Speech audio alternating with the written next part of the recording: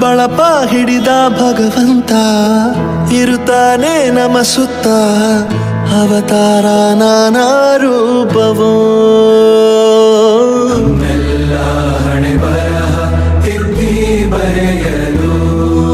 ಕತ್ತಲೆಯಿಂದ ಬಂತ ನಮ್ಮ ಕೈಯ ಹಿಡಿಯುತ್ತ ಕರೆದೊಯ್ದ ಬೆಳಕು ತೋರಲು ದಯವಾಗಿ ಗದರೋದು ನಮ್ಮ ಬೆಳೆಸಲು ಗುರುಗಳು ನಮ್ಮ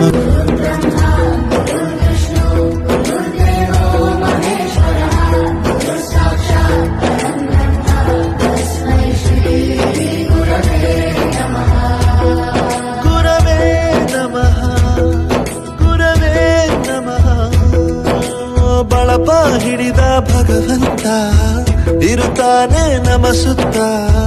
ಅವತಾರ ನಾನಾ ರೂಪ